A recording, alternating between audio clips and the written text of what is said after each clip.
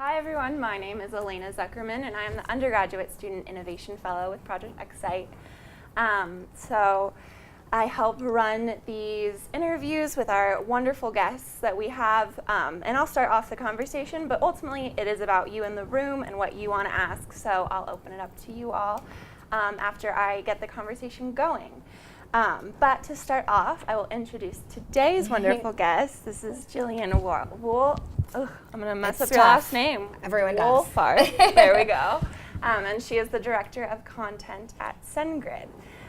So SendGrid is a huge company, obviously, and we're going to kind of delve into her role a bit more, the company as a whole, and then see where it goes.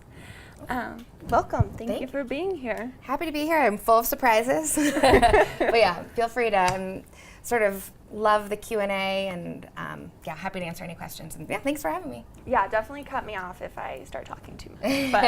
But so to start off, I guess, will you just tell us a little bit about your path and what got you here today? Yeah, so we were just talking about, I went to Villanova, NCAA champions, in case anyone did not see that.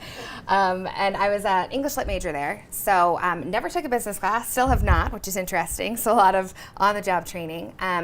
So I actually went into book publishing for the first 6 years of my career at Random House in New York. So working with a lot of authors and getting into kind of editorial and voice. And then realized that marketing was sort of rapidly growing and publishing wasn't. And so I decided to make the leap to a really early stage startup. Didn't have any seed funding, was totally friends and family bootstrapped, and was the only sort of business person on the team. There were 7 of us. So I was there for about a year, realized that startups were really interesting to me, and that I was able to kind of mesh this writing and publishing background with technology, which was interesting, and I saw sort of an opportunity area there. I decided to move out to Colorado, make a little bit of a happiness shift from New York, and landed at SendGrid about 5.5 years ago. So we were about 120 people at the time. Now we're 450. Wow.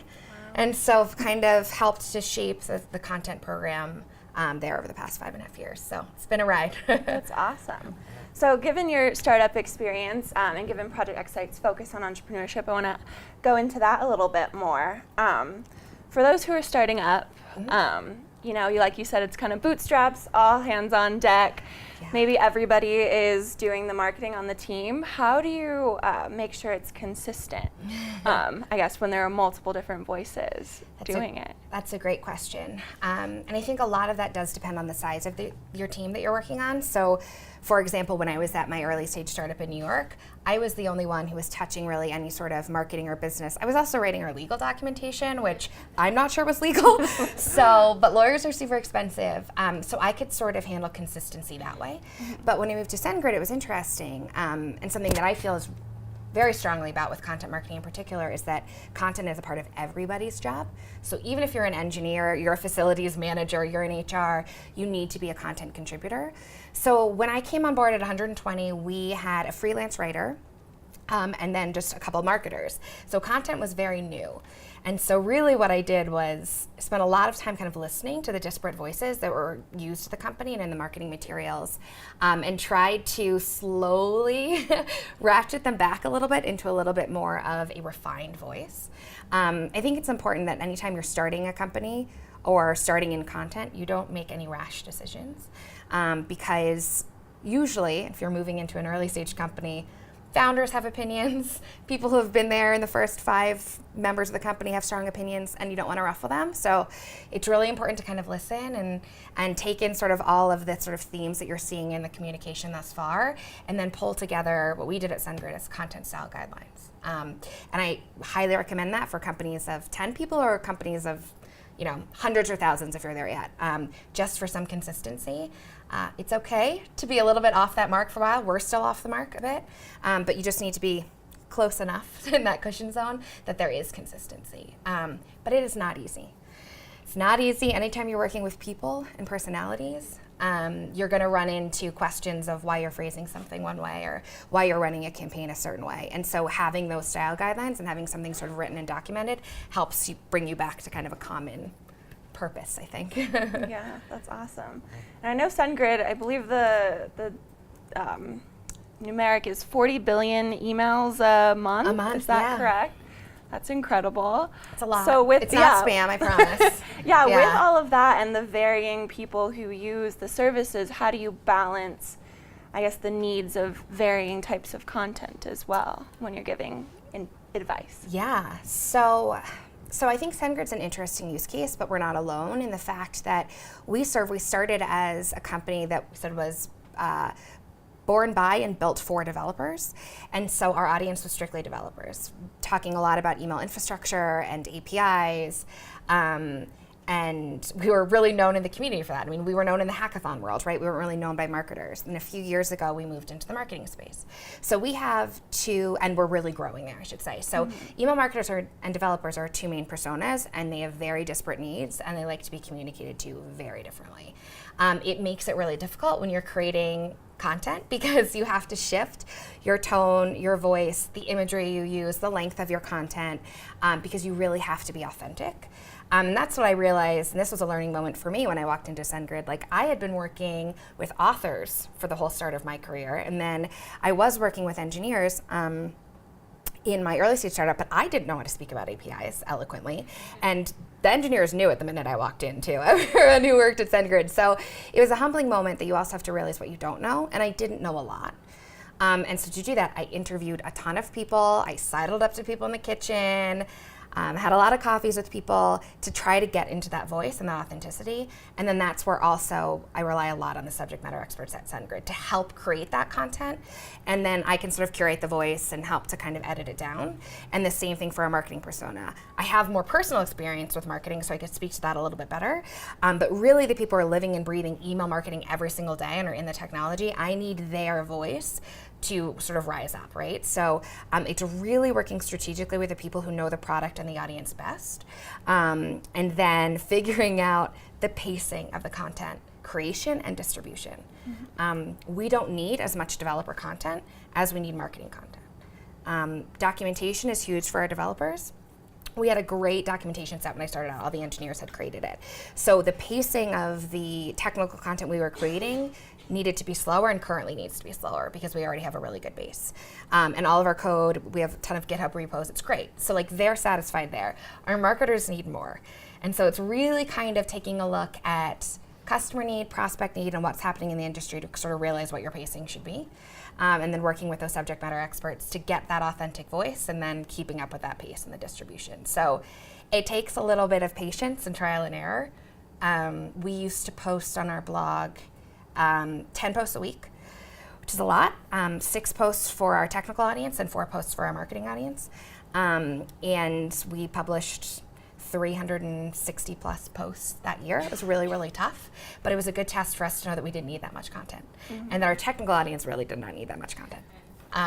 But we needed to test it out to sort of see. So it's a lot of trial and error. Yeah, to continue on that note about testing, if businesses are kind of testing different things they're sending out and getting responses, when do you suggest is the time to either keep going with that, great, it's working, or whoa, we're doing too many posts, or they're not interested in this? When is that decision made?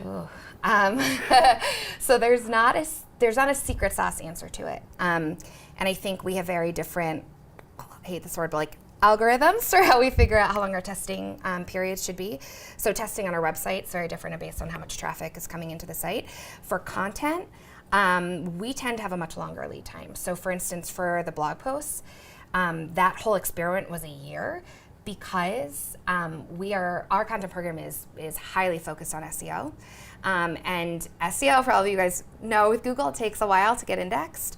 So we're not going to see results in a month or 3 months or maybe even 6 months, especially when we're breaking into the email marketing market. Like the term email marketing, it's insane. We're still not on page 1. We're not on page 2, which gives the team a lot of struggle. And keeps me up at night sweating a lot. So that can take 6 months, a year, or 2 years.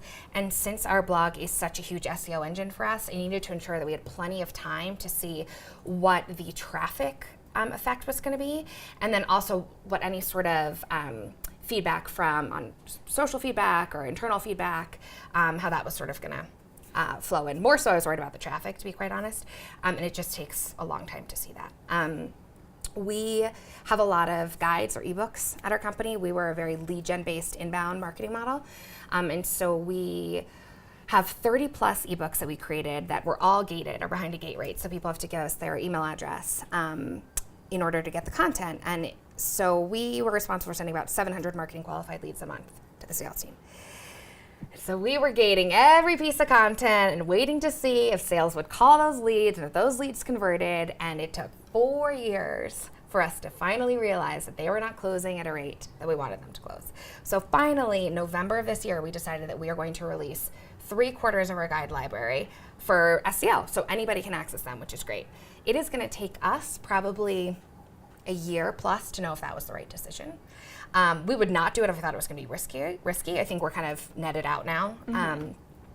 But it's kind of different. That's a very long-winded way of saying that it's just very different for every content asset. Okay. And you have to be patient because you're not going to know right away, especially if you're in any sort of SEO model, and especially if you're working with sales on anything from a content standpoint.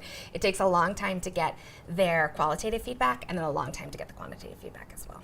Awesome.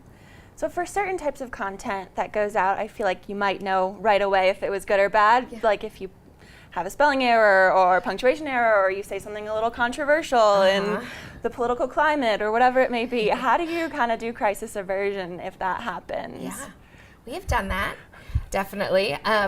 Errors do happen. We've had plenty of errors in our written content and in emails that go out. It's just hard. You can have 10 eyes on things and no one sees anything. And so we actually talk a lot about this on the blog, especially with email marketing. So mistakes are going to happen, but you have to realize when you need to apologize and when you don't, because everyone's human. And also, if you're creating a content program and content that is human and people can see that, there are people behind all the words that you're writing, right? People should hopefully have empathy with you. I'm sure you guys have read a lot about how important empathy is in marketing now. It's like the hot thing, but it's true that usually you can get away with not a huge mea culpa. Sometimes there are larger ones that you do need to address. We have addressed through follow-up emails occasionally. You don't really ask for forgiveness. You state the problem and it won't happen again, you know? With the political climate, it's hard. We have to be extraordinarily careful. Because we can put up a blog post and take it down 10 minutes later and someone's already picked it up on Twitter. So we've had that in titling. We've had some insensitive titles on our blog posts that we didn't realize. I'll give you an example. There was, so in the email world, we work a lot with phishers and spammers, which to us, it's like very Batman and Robin. Like we love it, like the bad guys versus the good guys. So a lot of spamming, a lot of phishing, and it's called mail bombing. And we were talking about how to not mail bomb or sort of signs of mail bombing. And unfortunately, there had been an international bombing the day before. We had the post already set up to go. We didn't realize you have to act really, really quickly. Fortunately, in that case, no one complained, but you feel terrible and insensitive about it. So you just constantly have to be aware. And as a content marketer, you have to read and you have to be really aware of world events, social events, everything going on, because sometimes you can use it to your advantage for headlines, right? And you can see some really good cross-pollination there, and other times you can make missteps. So it's sort of different in every aspect, but you're going to make mistakes, and we definitely have. Yeah. On the flip side of that, then, I guess, what's been one of your favorite subject lines or blog post titles that you've either written or seen from a colleague or seen from a company? So one of my favorite was early on from one of our developer evangelists, now sort of community relations, and he wrote how do I explain email to my mother? And he wrote a post that was literally like his emoji and his mom's emoji and an actual conversation that they had back and forth about what is email infrastructure and what we do at SendGrid. And it was hysterical, and it was, everyone could relate. Like, I have very similar, I've been in this for 5 years, and my family members and my sister have no idea. I ask them what I do, and they have no clue. My nephew is the closest. He's like, "You're a working man, Aunt Jilly." I'm like, "Yeah, I'm a working man." Cool. Like, nobody knows. So that was great because it really, it humanized what we do, and I think it really spoke to other email marketers, which was interesting because it was written by sort of one of our technical writers, and I thought it was really clever, and it was tongue-in-cheek in a really good way, and it did phenomenally for us on social. We like that social amplification. That doesn't always turn into customers or qualified leads for us. So we've had some other great posts. People love to know about subject lines. We're working on a webcast now about emojis and subject lines. We get a little clickbaity with that, but I think it's fun. People are really interested in sort of content and new trends that are happening in email, because email is overwhelming. 40 billion emails a month. I mean, that's a lot. So those types of posts do best for us from sort of a traffic standpoint, then also from like a social standpoint, and they're fun. Yeah. Besides emojis, what are some of the cool trends coming up, do you think? Yeah. Spill it. Yeah, so you'll see, I take the con stance on emojis. Our data scientists have done a bunch of analysis into whether you should or shouldn't include it. And half the time you see a little bit boost in engagement, half the time you see a little lower engagement, so we always say you have to test it. But I think the biggest trend in email overall right now is dynamic email and interactivity in email. So Google just came out with Google AMP, right? So for their mobile emails where you can actually have sort of interactive carousels, you can shop right within your email. That's really cool, right? We want to stop this sort of, okay, we open our email, then we have to go to a landing page, then we have to go sign up for an event we want to go to, right? Or there are 3 clicks or 4 clicks before you buy something that you want from a retail store. So sort of keeping the experience in your email is really interesting. eBay does this super well. So they'll send you a personalized email for an auction you were interested in, right? And in your email, once items are sold out, it will automatically populate in your email that it's no longer there. That's amazing. Now, eBay uses us, they're built on our infrastructure, but they have an insane email team over there building that sort of dynamic element on top of it. But I definitely see that in the next several years. It's not going to happen overnight. People are dipping their toe in. I don't think that Google has seen tremendous success with AMP thus far, because you really need strong development on your team to work with it. But I think that's really, people want you to be engaged in your inbox, right? Mm-hmm. Like you want people to, it's like time on page when you're analyzing your website. You want people to be spending their time on your email and interacting with it. And so I think that's the most exciting thing for us to kind of look out for. That's awesome. All right, well, I'm going to take a little pause here and for the audience, let you ask any questions that you might have. I have plenty more and I can keep talking, but I'll let any that have arisen already get asked. I feel like in a lot of companies, content in particular can be looked at as sort of a line item on a budget, and like, is it really worth investing in good content? So I'm curious if you've encountered that in your career and how you argue for what's the argument for needing good content and investing in the people and the technology behind it. Totally. In a lot of ways, content's become kind of hot, right, in the past 5 years. But I think it's also become a 4-letter word. Because people are doing too much content, they're not doing it well. There's a lot of duplicate content out now. There's not originality. It's like, oh, anybody can be a blogger, right? So we need to separate the actual sort of revenue-driving, authentic, empathetic content versus sort of like all of the rest. And so when I started, I was very fortunate at SendGrid that there was an interest in content. Now, we were lucky because we were an inbound model. People already knew SendGrid. We knew that content was a really good way for people to get into the door, just like HubSpot, right? But I had to prove that out, right? So once you start really creating quality content, people started seeing all of a sudden like, okay, our blog traffic was 10,000 uniques last month. How did we get to 15 this month? How did we get to 20? So people started looking at the trends. Data is your best friend. You cannot be a good content marketer if you don't also have that sort of analytical side. Now, numbers are not my friend. I mean, I use my calculator to tip at restaurants, but you have to take the time to really understand it. So once we started seeing the numbers coming in, people started to understand it a little bit more, but you also have to be, in your company, you have to advocate for content, and we still advocate for it every day, right? So I started meeting with executives very early on for them to understand content, because I think that's the problem. People don't get it. They're like, you're a writer. Yeah. It's like, cool, I blog. We all blog, right? So we all have Instagram accounts. Great, that doesn't count. What is content? What does it mean? How does it actually affect our bottom line? Because content is super low cost, high reward. Basically what you pay for is your writers, and any software that you need, but down the road. We didn't bring on any content software until 2 years ago. So we were, no cost except for our writers. And so it's really meeting with the executives and getting them to be in a content state of mind. Fortunately, they were open to hearing it. And so a couple of years ago, I actually got all of our senior leadership team together, required 30 minutes of their time to really understand what this sort of content life cycle looks like and how they can contribute. What I realized is that people, we all have egos, right? People are really interested in building their personal brands outside of their professional brands. So people understanding that creating content can help with both was a really big deal, especially for a lot of our executives. And once they started seeing the numbers kind of rolling in, it made a lot more sense. And there was buy-in that, okay, we could spend $13 a click on SEM, or we could spend $0 to bring in the same new unique visitor through content. Oh, when you speak to their pocket, they totally get it, right? So I think it's sort of building up the argumentation that way, but then you also have to prove that the content you're creating is actually valuable and it's differentiated from other people out there.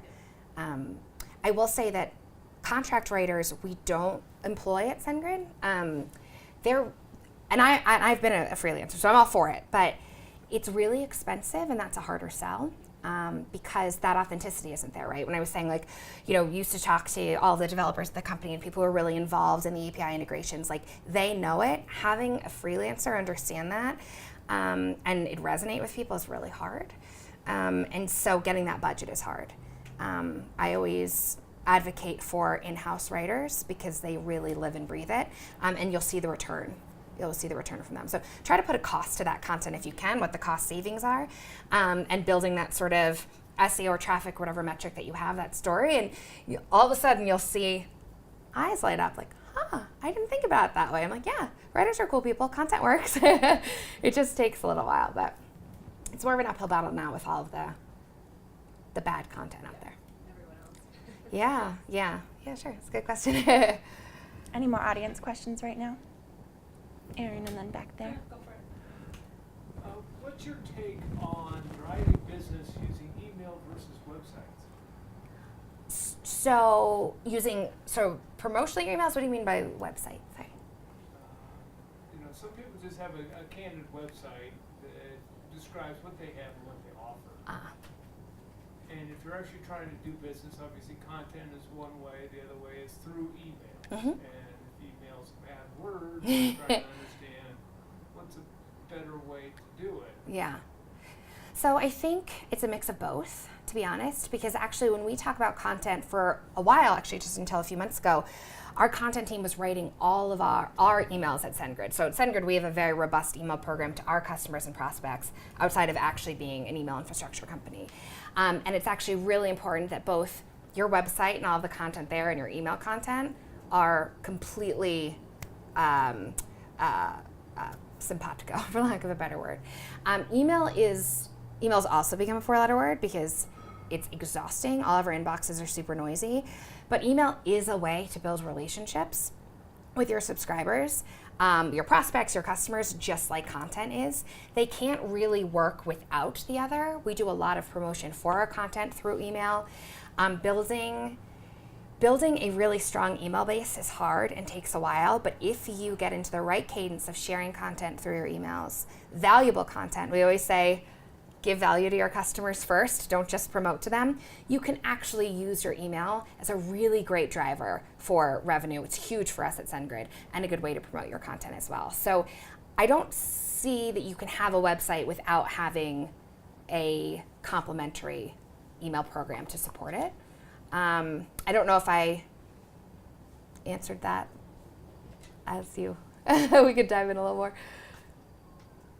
I'll think on it. Okay. Perfect. Aaron, did you have a question? So you're talking a little bit about some technical advances that are happening, and I guess what cool stuff do you think is on the horizon, or what crazy changes do you think might there be even 2 or 5 years from now? Yeah, so, a lot of people are saying, and have always said, email's going to die, right? Everyone's going to Slack now. It's the cool thing. Even though we're on HipChat at SendGrid, we want to move to Slack. I think a lot of people are saying that's still going to happen. So a trend that I don't think is going to happen is I don't think email is going to die, right? When you think about it, you have to sign up for a Slack account. You need an email account.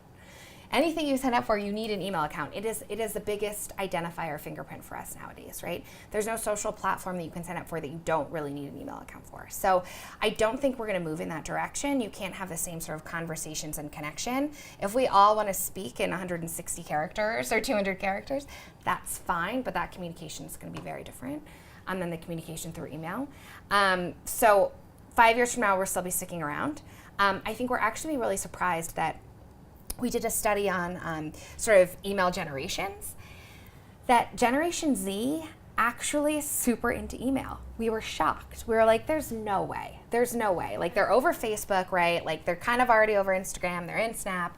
Email is just going to be another way to tie them down, but they actually see it as a really great business connection point, and a really good way to stay on top of more in-depth information from brands that they're interested in.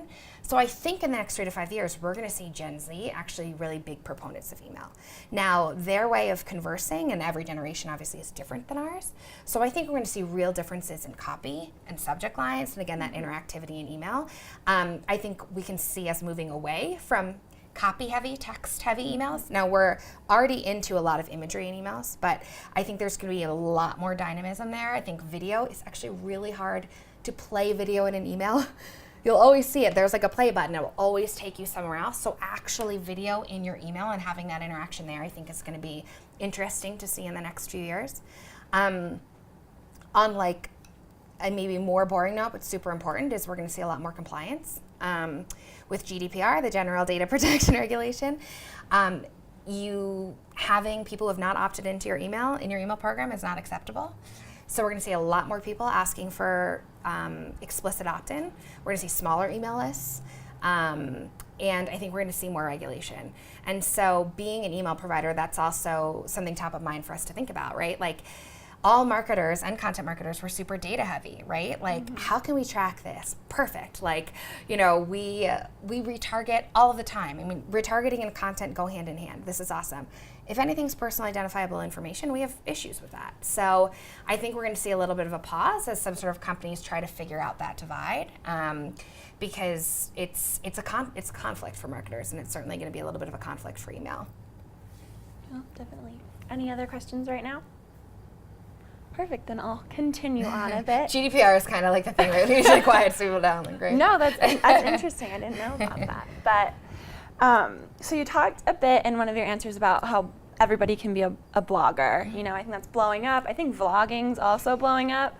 Yeah. How do you take that from being, I guess, freelance, doing it for fun, to a job where you could work at SendGrid and be in content? Yeah, it's a great question. So I think that, and sometimes I feel badly when I say that anybody can be a blogger. I think everybody has an opinion, which is great. And there are many different avenues to share those opinions.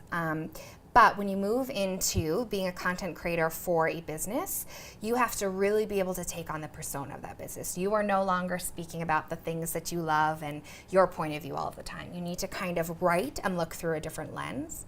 And I think that can be a little bit of a struggle from people who write for pleasure and fun and maybe social, than people who are writing a little bit more for this community and frankly, kind of the bottom line. So to do that, I think it takes a little bit of practice, and it's really important to first, and if you decide you want to go into email, right? Reading every sort of industry blog that is out there and following those influencers and understanding what topics are top of mind, what vocabulary they use, how they sort of phrase what they talk about when they're explaining their industry. Getting in that mindset is a really good way to sort of dip your toe in and understand if you can do that and if you want to do that. You also have to read. You have to be well read. I think that there's, we have a lot of folks who apply for content jobs at SendGrid, and I'm sometimes surprised at the writing exams. We ask everyone to give us samples, but then also go through a little bit of an exercise with us. And that there isn't this sort of cohesion and polish that you need, that staying on top of your writing is muscle memory, and you have to practice. And it's important that there's a certain polish that's there, because we're trying to close enterprise level deals. If we are not actually, if the content we're creating isn't wrapped up in sort of the perfect bow for them, they're going to know. They're going to know. So you really have to hone your craft I think writing is a craft. We can all do it, but people who take it really, really seriously, I think, put themselves in that kind of other bucket. So research and practice for sure. Definitely. Are there any specific books that you recommend people read, whether for pleasure or to learn? That's a good question. So not on the writing side. I do think that Made to Stick has been one of the more transformative books for me when it comes to thinking outside with marketing. From a writing standpoint, they're all pretty dry, to be honest. They're all pretty dry. I wouldn't recommend anything people want to go into writing, to be honest. I know that's a terrible thing to say. If you have not perused a Chicago Manual of Style, I would do that. I know that's terrible, but like important to do. Or AP Style, whatever you guys decide. But I think it's more so of finding people who are really good writers, right? Seth Godin, good writer. Not particularly advanced, I'd say. Elon Musk, read his blog, right? Like kind of understand how any entrepreneur is, the vocabulary they're using and the phrasing that they use. That's more education to me than on like how to structure a sentence, I guess. And people will disagree with me on that, but that's how we handle it at SendGrid. And I think it's the right way to kind of humanize your writing while still feeling academic enough and also like digestible, comprehensible. Yeah, definitely. I want to take a step back. There's a lot of students in the room who might be looking for jobs in the future, and I saw at Random House you started there, worked your way up. SendGrid, you started there, worked your way up. What advice can you give to people who are looking to grow with a company like that? Yeah, good question. I think it's definitely a bit of hustle and willing to take on really any job or position that you or extra responsibility that you don't even think you want, but do it anyway. At Random House, it took me 6 times to get 6 applications to actually get in the door and get an interview. So it was persistence. And then when I got there, it was anything. I mean, honestly, I got people's coffees and I did their copies for my first several years as an assistant. But while I did that, I read any papers that I saw were on anyone's desks, right? Like I tried to understand any contracts that I saw. Asked a ton of questions and put in that sort of extra time. But mostly, I think what has been a benefit at Random House and at SendGrid in particular is taking on extra projects that people didn't know we needed. Looking for pain points that the company needed and trying to solve them on my own without asking for help, right? So our content program wasn't meant to be the content program that it is today. So it was like looking at the business, where we're seeing holes, where could there be growth? It wasn't me sitting down and getting a meeting together with folks and trying to figure it out. It's like, I can do this. Let me find this data. Let me talk to some other writers. Let's see what other pain points there are. And trying to develop those solutions and then getting the buy-in. I took on a bunch of other books at Random House that I didn't think were marketable. So I was like, let me try and see if we can get more expectations out of this book than we thought. And I think it's that sort of element of surprise and, you know, your bosses at the time not realizing like, oh, we should have thought of that or we didn't know. And I'm not saying that you don't have to be the smartest person in the room. And I, at both companies, was nowhere near it. Always feeling like, oh my gosh, everyone is so smart. I remember writing down vocabulary words in meetings at Random House, and it was crazy. I didn't have laptops then, so I couldn't look anything up. So this whole, notebook of words that you need to look up, and asking questions and following up with people that you just wanted to fit in. It's sort of that imposter syndrome. But then if you really take that extra time that other people aren't willing to do, you will get noticed. And it is that sort of hustle. You don't have to be the smartest, but you have to know how to use the resources around you. And then I'd also say it's about relationships.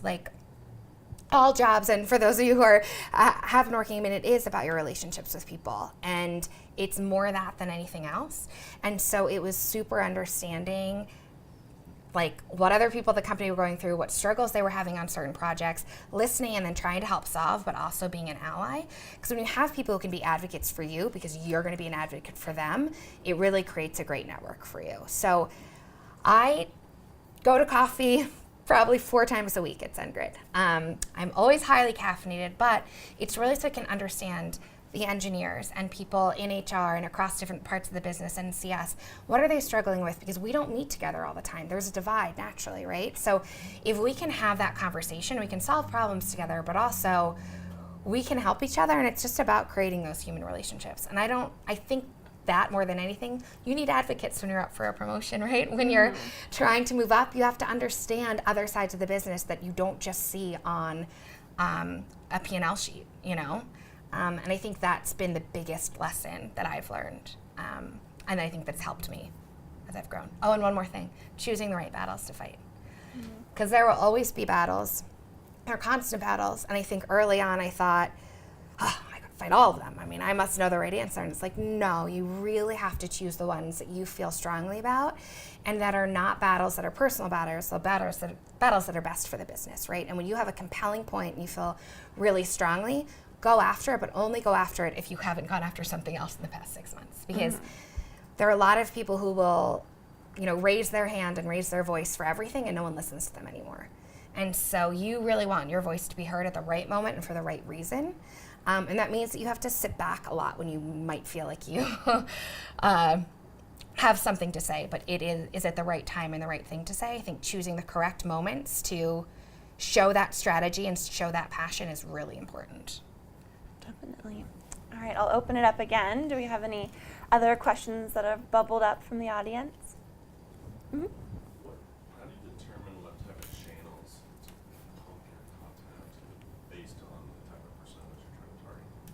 Yeah, a lot of that is also trial and error, but it's, okay, so for, say, our developer audience, again, it was a lot of meeting with the engineers and having members of the team being like, what blogs do you read every day? Who do you follow on Twitter, right? Who do you not follow and why? Where do you find their content? And then testing there. So I think for us, we realized we were creating a lot of content on the SendGrid blog, right, for our technical users. They weren't going there at all. It would be great if we could get one of our two of our posts on Hacker News, then we were cool. But otherwise, people are really just going to GitHub and they were just talking on Twitter. That's all that they wanted to do.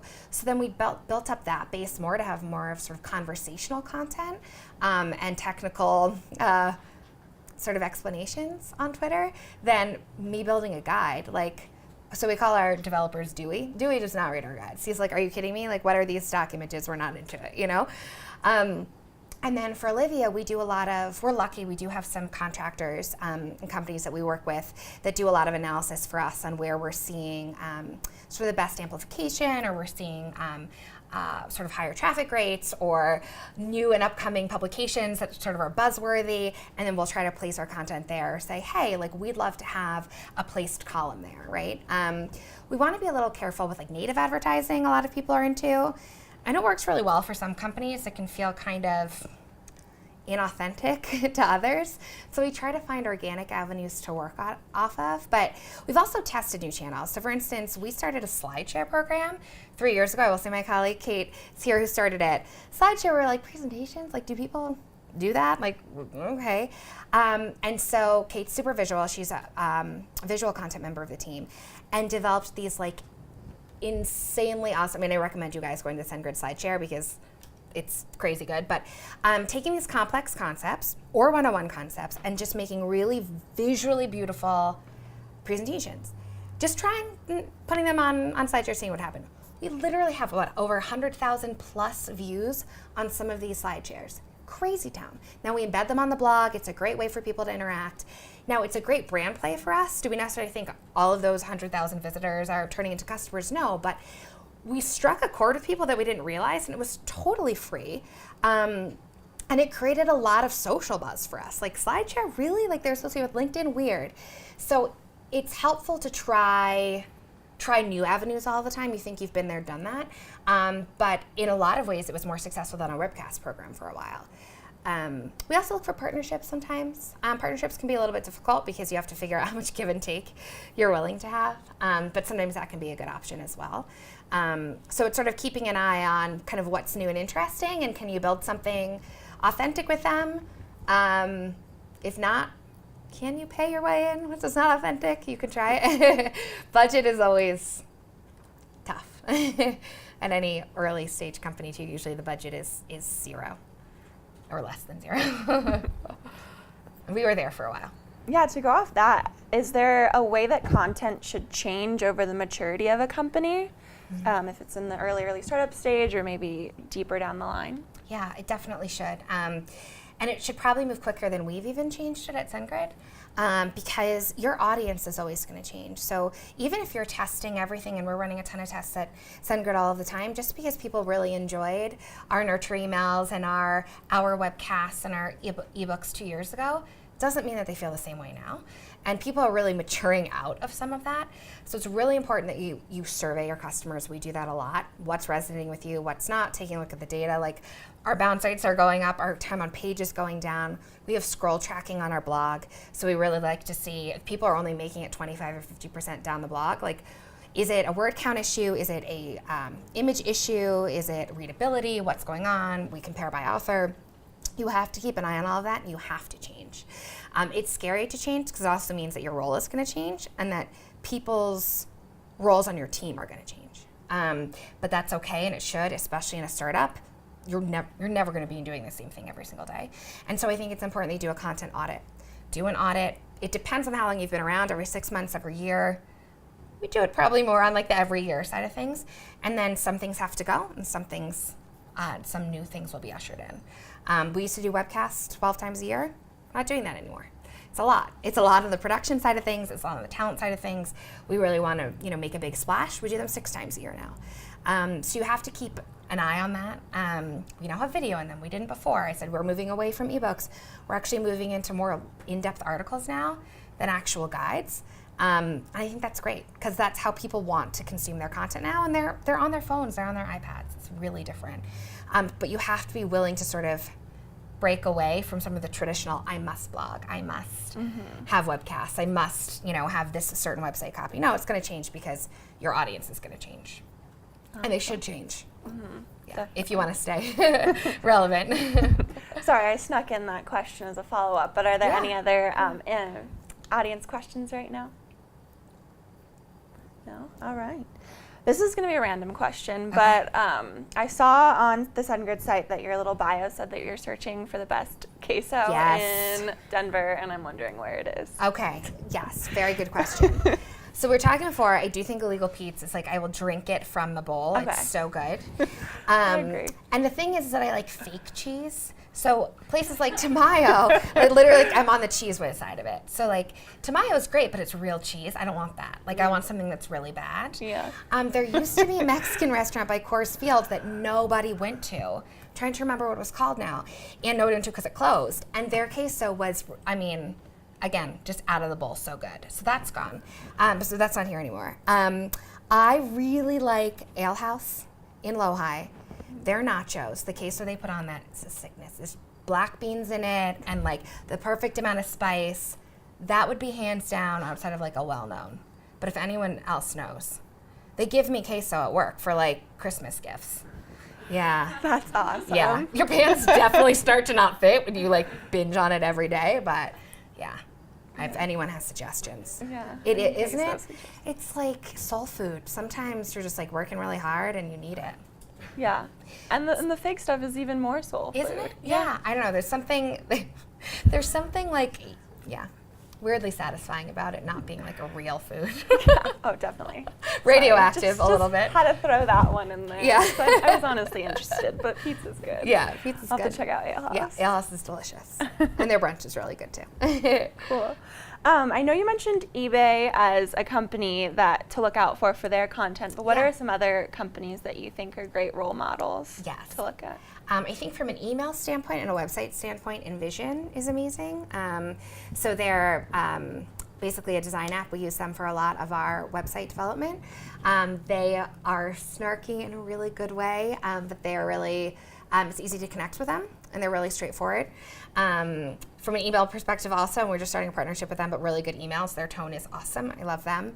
I've always loved, and this is not a customer, Uncommon Goods. I think they, especially for their sort of arts and culture, have really, really nailed their voice and their tribe, so to speak. And their design is so complementary. I think one issue that a lot of content creators have is that you don't work hand in hand with your design team, because design and content should be one. And that's actually why we've created a whole creative content path at SendGrid. It's sort of unheard of, or sort of it's trailblazing for us, because it's really important that you have a really great visual element to your content, right? Because a lot of people are super visual.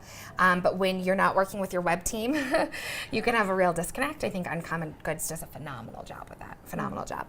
Strava has really good fitness content. I think they really are very good at using the correct vernacular for their athletes. And so another way that they really, really connect well. And trying to think, yeah, eBay's interesting, great customer, more for their interactivity, but I think their content could use a little bit of a boost. Their written content. Amongst friends, if hopefully they don't see this video. So, Sorry, eBay. yeah, it's just when you're writing at scale, it can be really hard to still feel like you're. One of our writers just wrote this, like you should be speaking to your customers like you're having a beer with them at the bar, and have that sort of comfort level and connection. And it's easy to feel like you're blasting out to people.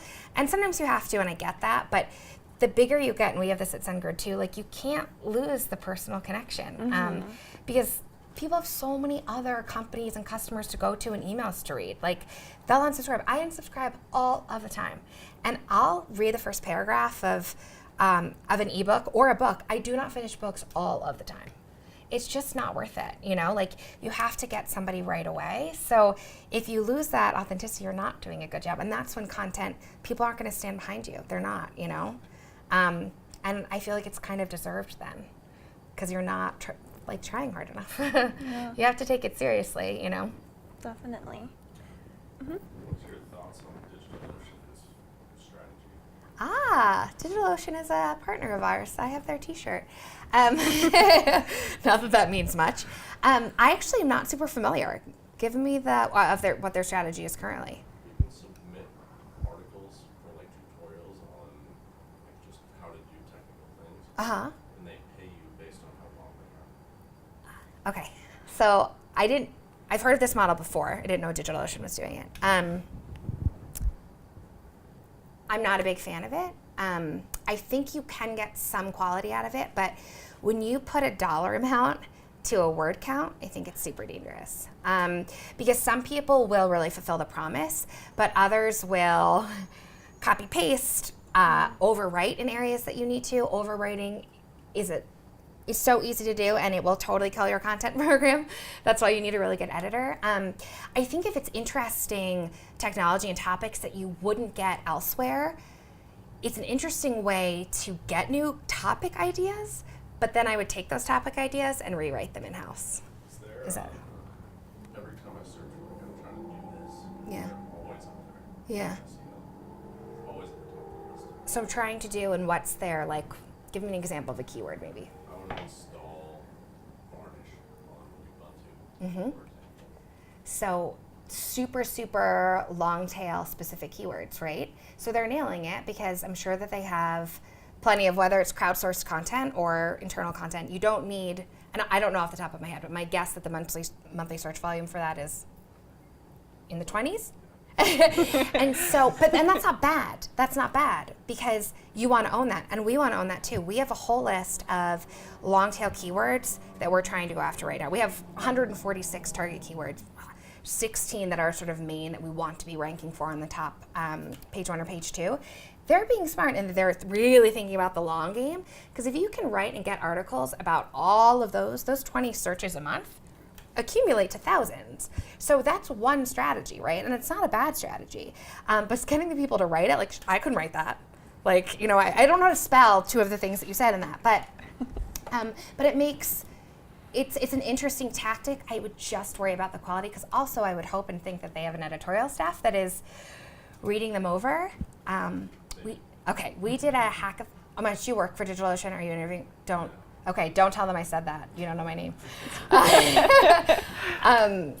But we did so we called it a docathon. We're really into hackathons at SendGrid. We did a docathon like 3 years ago. And we had 150, 300 topics that our docs team wanted written about in detail. So very sort of specific, like you were saying. And got all of these internal contributors. It's like 24 hours, stay on site, pizza beer, all that good stuff, and write. I almost died. It's like, what are we gonna do? Who are these people? Do they work at SendGrid? What's happening? Who's writing this? They wrote like 150 articles. They weren't spelled correctly. I don't know where some of the sourcing was. Like, it was a great, talk about great intention and like scary execution. So that was the thing. I was like, we can't, you're going for the masses and you want quantity content, you want quality content. Like, going through and editing that was like a nightmare. And we didn't use a lot of it. And it was unfortunate because like, we promised, I don't know, does DigitalOcean say that they'll use anyone's stuff? Like, you'll automatically, okay, good. So if you're good, you're good, which is nice, but that takes a lot of review. It also, I think, severed some relationships with folks who are like, cool, I wrote this. And like, if you wrote a certain amount of articles, you would get prizes, and like cool prizes. But it was like gamifying it in a way that like didn't get the quality. And then if they didn't get chosen, it was like, well, why did I do that? It's like, it wasn't good. Like, it's hard. So then you open yourself up into a tough position. But I'll look more at theirs because I'm curious. But I think it's. They've had a lot of success to it. Yeah. That's a lot where a lot of their users end up coming from. But super technical audience, right? Yeah. It can work for some industries. I would say it's not something we would do at SendGrid. It's worth trying something like that. But I worry about crowdsourced and putting a dollar amount to content. It sets a different precedent, right? So Marketo, for instance, they say they have this whole blog structure, and if you contribute one blog post, great, you got like 5 points. 5 blog posts, you move up in the ranks, and you can win an iPad, you can win pizza parties, you can win all this stuff. And it's a way for people to contribute. Made the conscious decision 3 years ago that we would not do that at SendGrid because we want people, again, to feel like content is a part of their job. Of course, if you're working with outside contributors, that's different because they don't work at the company. But it also shows you that like we want the quality rating for the quality rating, and that you'll be happy knowing that you converted this many customers, or even if you answered one question that someone had, like you're providing value. So we want people to understand the value and have the satisfaction that way than being like, cool, I just made $15. And hey, the $15 route, if you are small and scrappy, more power to you. Like, if I was starting my own company, I'm sure that I would take a different route. But if you take that route, just have darn good editors on your team. And check all that code. Awesome. Well, I'll finish off with one last question, just a quick one. What is your favorite action verb to use? So no one's ever asked me this. Been hearing a lot from career services. You need to use action words, Action verbs. Sorry. So just popped into my mind. In your resume? Resume or in general, like just or favorite word to use. I feel like everybody has words they like to use. You know, I'm sure in that their vernacular. Ellie and Kate can say what words they say over and over again. Oh, this is a really good question. Okay. No, I'm not saying that one. Okay, I struggle because so I love action verbs, and I think it's the right thing to do. Like being action-one, so all the way we write our website copy, every bullet point starts with an action verb, right? Like we've done a ton of testing around it, it's awesome. We recommend it in all of our bullet points for blog. So many are overused, and I was writing I'm doing the speaking engagement, and I had to write my blurb for the event, and I was trying to figure out the right action verbs to use in the bullets, and they were horrible because everyone uses them. I don't know. I was gonna say I really like in business or in people like write back to me in emails. I love clarify. I know that's dumb, but I just want to get through all of the noise and like get to clarity in things. Like there's so much discussion about everything. Like just clarify it. That's it. So I feel like that works in emails and when you're sort of, I don't know, business dealings, but for content, shoot, I don't know. I have to think on this. That's okay. What do I say a lot? I'm trying to think about it too. I can only think of an adjective that you use a lot that I have had to look up. Okay, say it. Frenetic. Frenetic, yes. Jillian wants to talk about frenetic. Yeah, because that's mostly how I speak. So yes, frenetic could be a good one. Yeah. All right, so I have a blog everybody about look this. up frenetic, start using it, and thank you for attending today. Thank you guys, this was fun.